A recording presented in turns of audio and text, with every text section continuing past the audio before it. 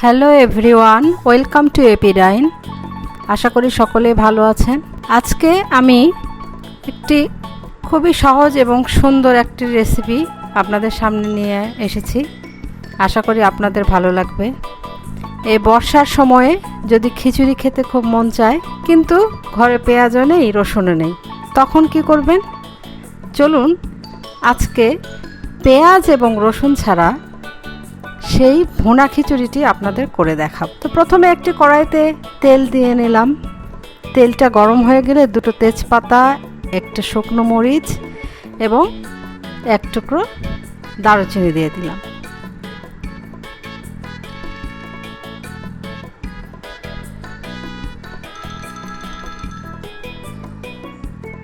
এবার তার মধ্যে দিয়ে দিলাম আমি গাজর কুচি। গাজরগুলোকে একটু ভেজে নেব।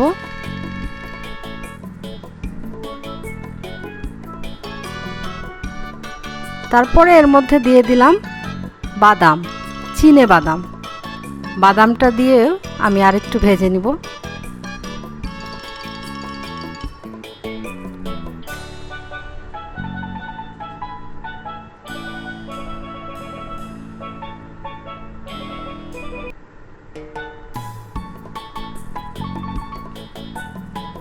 এবার দিয়ে দিচ্ছি আদা বাটা, জিরা বাটা, কয়েকটি কাঁচামরিচ। আপনারা চাইলে এখানে কাঁচামরিচ বেটেও দিতে পারেন।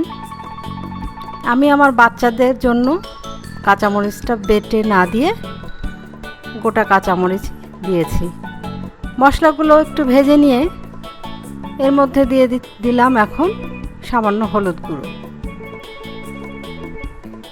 এবার সবগুলোকে আরেকটু সুন্দর করে ভেজে নিয়ে এর মধ্যে আমি এখন দিয়ে দেব চিনি গুঁড়ো চাল।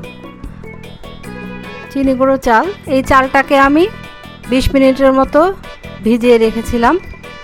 ভালো করে ধুয়ে ভিজিয়ে রেখে ছাঁকনিতে ছেঁকে নিয়েছিলাম। চালটা দিয়ে আমি প্রায় 3 মিনিটের মতো ভেজে নেব।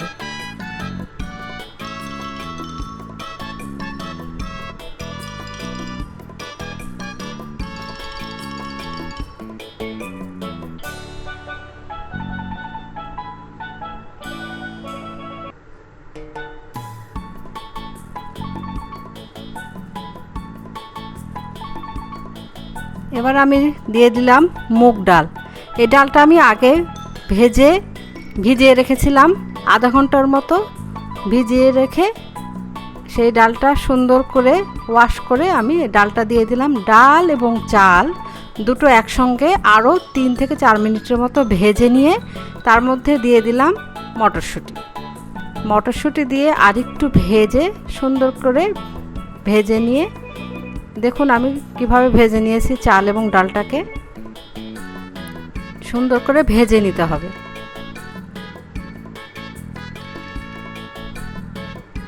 এবার আমি দিয়ে দিলাম পানি। এখানে আমার 1.5 কাপ ছিল চাল, 1 কাপ ছিল ডাল, আমি তার জন্য দিয়েছি। তাহলে আমার মোট হলো 2-2.5 কাপ। 2.5 কাপে আমি 5 কাপের মতো পানি দিয়েছি। লবণটা দিয়ে দিলাম, লবণ স্বাদ মতো দিয়ে এবার আমি ঢাকনা দিয়ে ঢেকে দেব।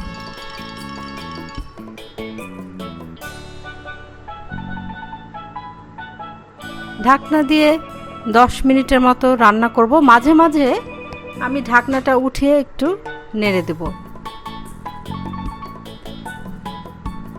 10 মিনিট পরে ঢাকনাটা উঠিয়ে নিলাম। ঢাকনাটা উঠিয়ে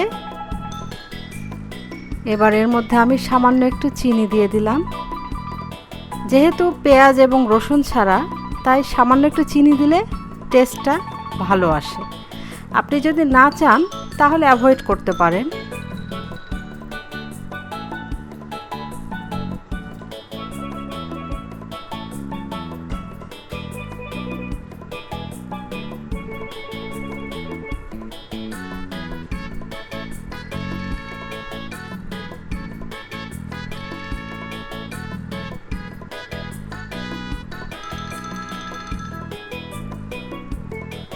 এবার আমি দিয়ে দিচ্ছি সামান্য একটু ঘি।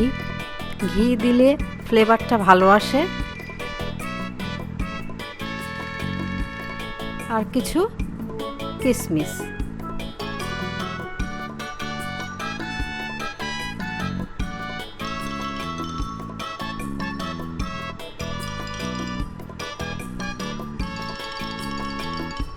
সব কিছু দিয়ে এবার আমি একটু খিচুড়িটা নিচে থেকে ওপরে এভাবে একটু নেড়ে সুন্দর করে, দেখুন আমি কিভাবে করছি, এভাবে খিচুড়িটাকে নেড়ে চেড়ে সুন্দর করে একেবারে চতুর্পাশ থেকে সুন্দর করে খিচুড়িটা নিয়ে সুন্দর করে রেখে দিচ্ছি। দেখুন আমার প্রসেসটা।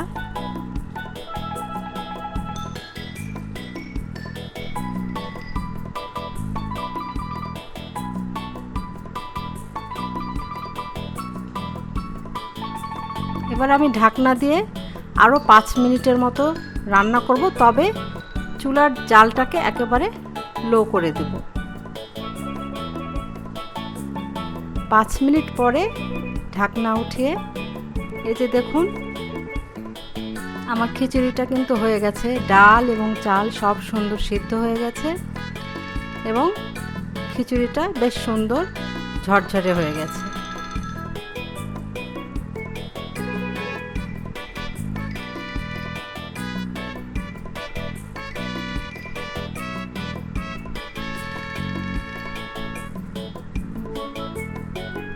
এবার ঢাকনাটা দিয়ে দিলাম আর চুলার জালটাকে বন্ধ করে আরও 5 মিনিট রেস্টে রেখে দিলাম।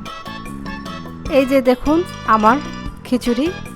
আমার এই রেসিপিটা যদি আপনাদের ভালো লেগে থাকে তাহলে অবশ্যই একটা লাইক করবেন, শেয়ার করবেন, কমেন্ট করবেন।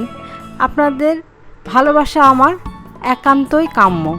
অবশ্যই আমার চ্যানেলটাকে সাবস্ক্রাইব করে আমার পাশে থাকবেন। সবাই ভালো থাকবেন, সুস্থ থাকবেন, নিরাপদে থাকবেন।